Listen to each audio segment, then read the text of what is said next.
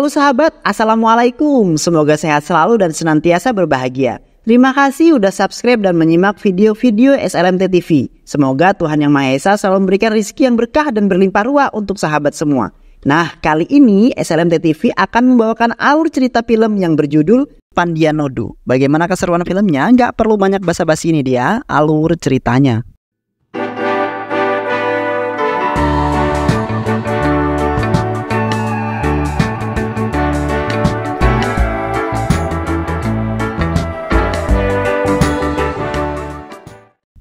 Di sebuah kota Madurai telah dikuasai oleh seorang mafia bernama Golu. Golu adalah seorang mafia yang ditakuti banyak orang di daerah tersebut. Golu mempunyai banyak perusahaan baik itu legal maupun ilegal, dari bidang pertambangan maupun bidang yang lainnya seperti real estate. Golu sangat berkuasa sampai-sampai jika ada yang ingin mendirikan sebuah perusahaan, itu harus meminta izin kepada Golu. Namun kekuasaan sementara itu harus terpaksa ia tinggalkan karena Golu meninggal akibat sakit kanker yang diderita oleh Golu. Golu telah meninggalkan banyak aset, bahkan dua orang yang dulu menjadi kepercayaannya berusaha merebut posisinya si Golu. Sebut saja namanya adalah Raja dan juga Raffi. Perselisihan antara Raja dan Raffi membuat adik Golu turun tangan. Bahkan adik Golu menginginkan posisi kakaknya tersebut. Raffi membantah atas permintaan adik Golu yang dianggap melangkahi Raffi karena adik Golu tidak tahu apa-apa tentang perusahaannya Golu selama ini. Raffi mengatakan bahwa keinginan dia tidak bisa diganggu-gugat. Bahkan sumpah serapahnya ia lontarkan jika ada yang berani menghalanginya. Ia pun tak segan-segan akan melenyapkannya. Raja yang dari tadi tidak banyak bicara karena menahan emosi yang ada pada dirinya. Karena ia tahu jika ia tak akan bisa menang jika ia gegabah mengambil sebuah tindakan. Sama-sama berpegang teguh pada pendiriannya masing-masing dan saling menganggap paling bisa mengatur perusahaannya Golu. Raja kemudian mengumpulkan sebuah dukungan dari partner Golu yang ia kenal. Raffi kemudian mengendus rencananya Raja. Ia makin geram karena mengetahui bahwa dua partner Golu meminta izin kepada Raja untuk mengekspor granit ke luar negeri. Dua orang tersebut ditebas oleh Raffi hingga tewas.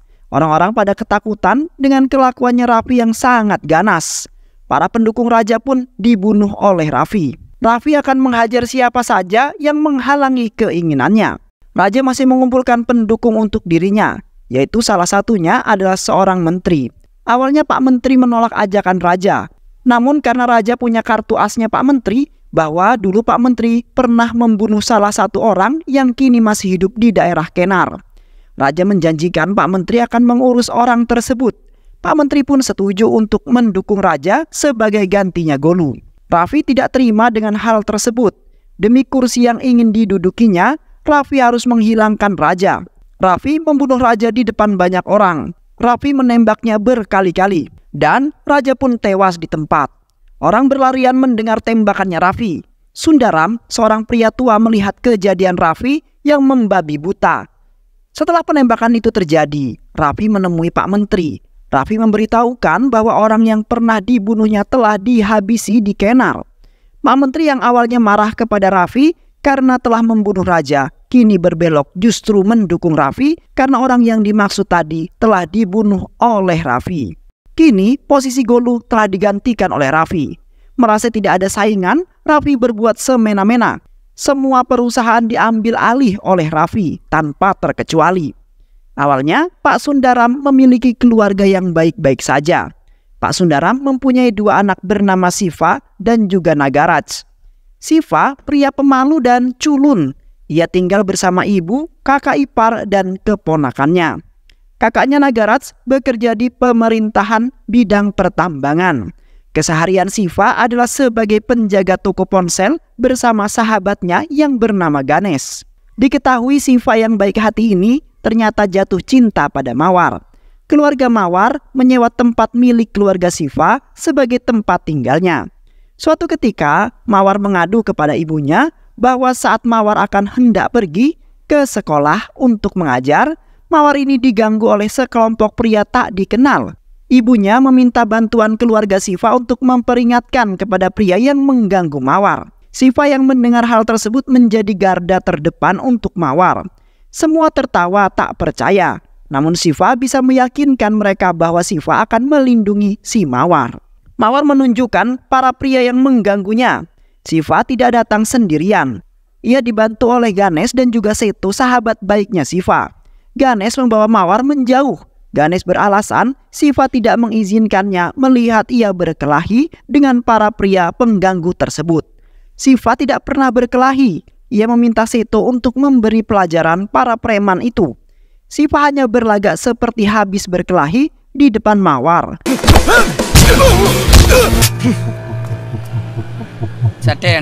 Agar Mawar berpikir Siva adalah pria yang pemberani.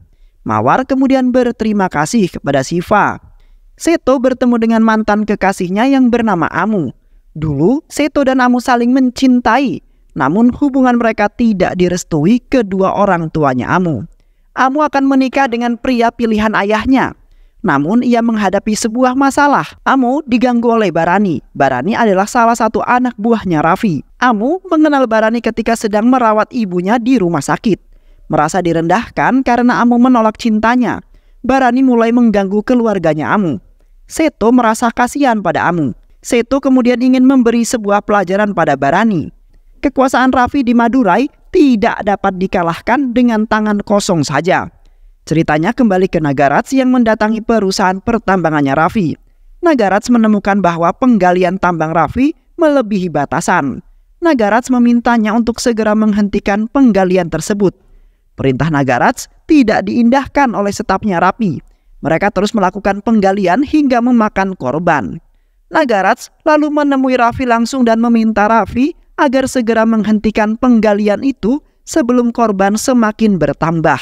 Raffi menenangkan Nagarats dan berjanji akan memberikan kompensasi kepada para korban sebanyak 40 juta. Nagarats berpikir ini bukan tentang kompensasi, namun ini tentang lingkungan dan juga nyawa seseorang. Usaha Nagarats sia-sia untuk membujuk Raffi. Nagarats perlu melakukan sesuatu yang dapat membuat Raffi sadar. Nagarats menulis sebuah artikel tentang pertambangannya Raffi. Kemudian Nagarats menuliskan bahwa penggalian pertambangan Raffi telah melebihi batas dan tidak berizin. Niat hati Nagarats memanglah baik, namun nyawanya menjadi taruhan untuk penulisan itu. Berita yang ditulis Nagarats menjadi sangat viral. Perusahaan Raffi disegel oleh pemerintah. Raffi memerintahkan anak buahnya untuk mencari keberadaan di mana Nagarats berada. Di lain sisi, Seto yang masih ingin memperingatkan Baranai agar menjauh dari Amu. Dengan Siva, Seto menyusun strategi untuk Baranai. Seto, Ganesh, dan Siva menunggu Baranai untuk datang. Baranai yang tanggap dengan cepat membalas pukulannya Seto. Ganesh dan Siva kemudian melarikan diri. Sementara Seto berhasil menusuk Baranai dan kemudian lari.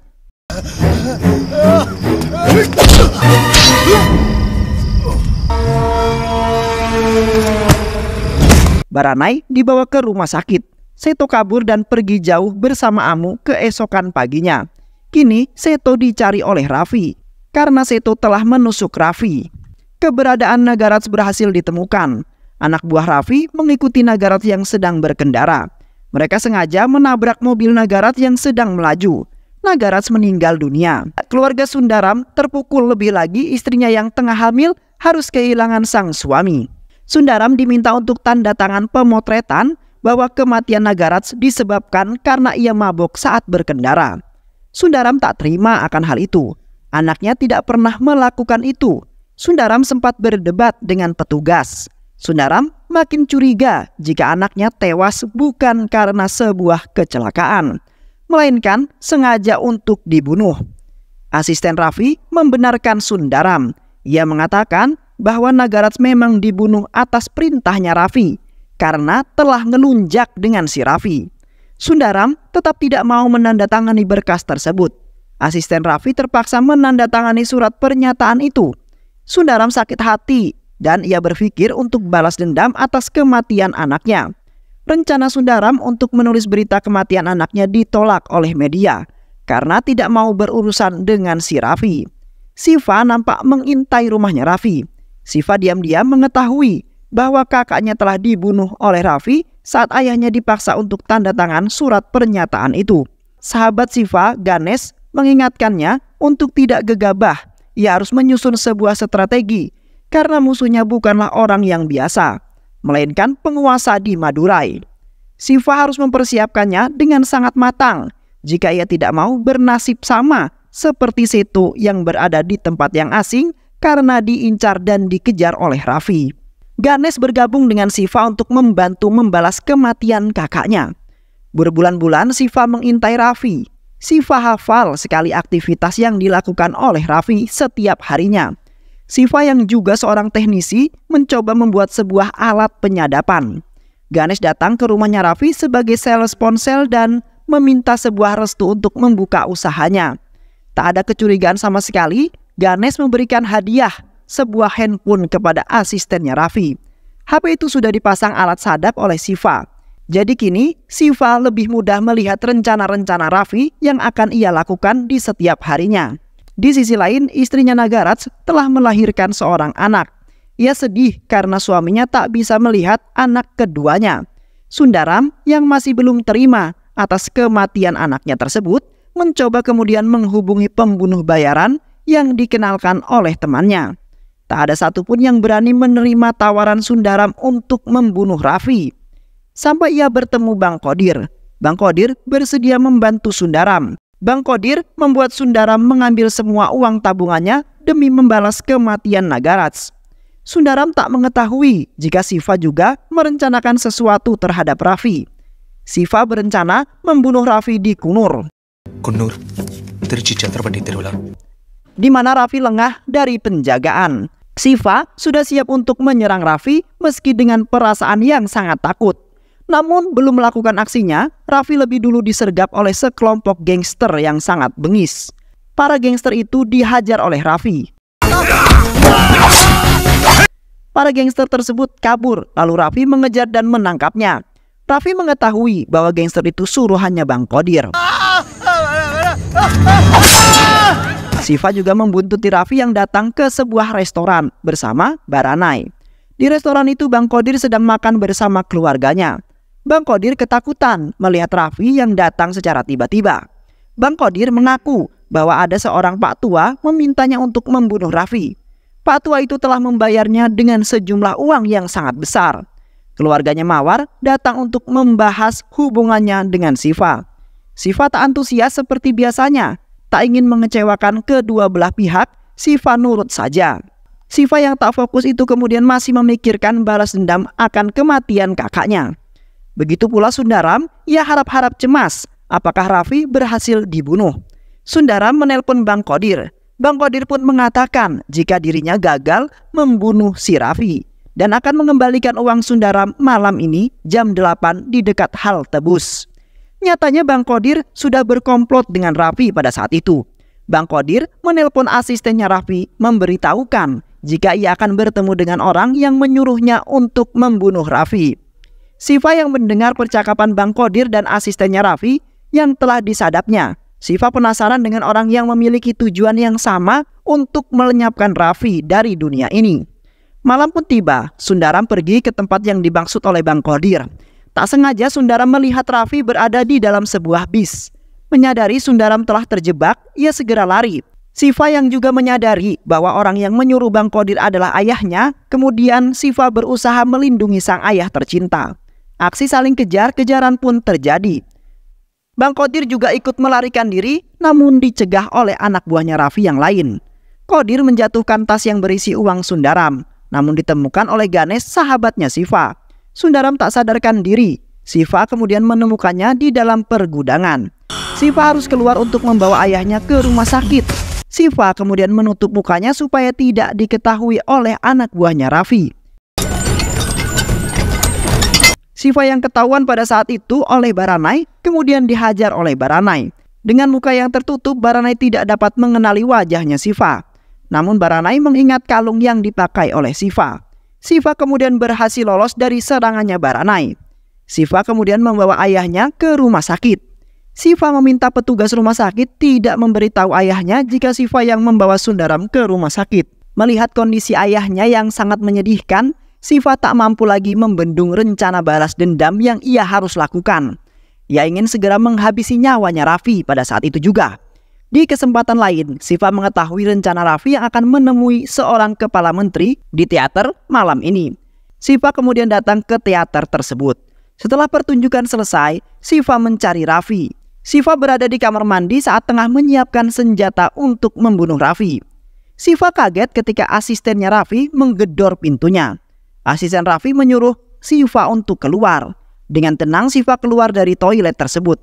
Apesnya Syifa pada saat itu, Baranai mengingat kalung yang dipakai oleh Syifa saat mengejar Sundaram malam kemarin. Dan kemudian dari toilet tersebut terdengar teriakan Raffi bahwa ia menemukan senjata dalam toilet yang diyakini milik orang yang barusan keluar dari toilet tersebut. Syifa kemudian bergegas lari karena identitasnya terbongkar. Ia berlari ke pemukiman warga. Baranai kemudian menghubungi anak buahnya yang sedang berada di dekat pemukiman tersebut untuk mengejar Syifa. Ternyata anak buah Baranai sedang menyekap Amu. Syifa heran melihat Amu yang berada di situ. Syifa mengira Amu dan Seto berada di kota yang asing. Amu kemudian menceritakan saat dalam perlarian bersama Seto, anak buah Raffi mencegah dirinya. Amu dan Seto kemudian disiksa oleh anak buahnya Raffi dan Seto dibunuh oleh Baranai. Dua orang terdekat Syifa telah dibunuh oleh Raffi. Amukan Syifa makin menjadi-jadi. Dengan sisa tenaga Syifa kemudian menumpahkan amarahnya kepada anak buahnya Raffi dan juga Baranai. Syifa si pria polos ini yang culun kemudian melawan belasan anak buahnya Raffi dengan seorang diri. Raffi datang dan melihat semua anak buahnya yang tewas. Asistennya Raffi pun dibunuh oleh Syifa dan kini tinggal Syifa dan Raffi. Syifa dan Raffi saling mempertahankan diri masing-masing. Raffi dengan tubuhnya yang kekar dan sangar kemudian membuat Syifa hampir menyerah. Syifa yang tak menyerah, mereka kemudian saling menghajar satu dengan yang lainnya. Dan mereka pun saling terluka. Raffi yang sekarat, Syifa yang sempat membawanya di suatu tempat yang tak diketahui oleh orang lain. Syifa menjatuhkannya ke dalam lubang yang dalam. Raffi berusaha menyelamatkan diri namun tak berhasil.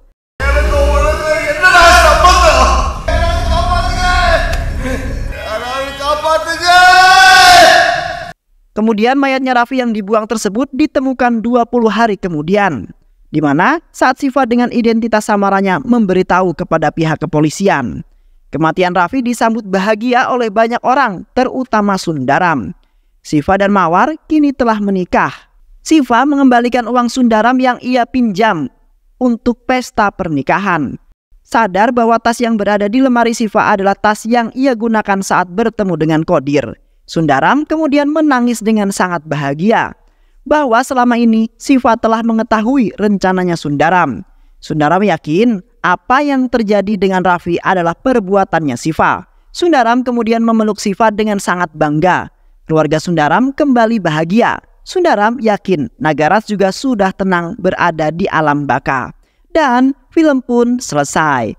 Baik sahabat, itulah alur cerita film yang berjudul Pandianodu. Mudah-mudahan sahabat semua terhibur dengan alur cerita film ini. Sehat selalu. Wassalamualaikum warahmatullahi wabarakatuh.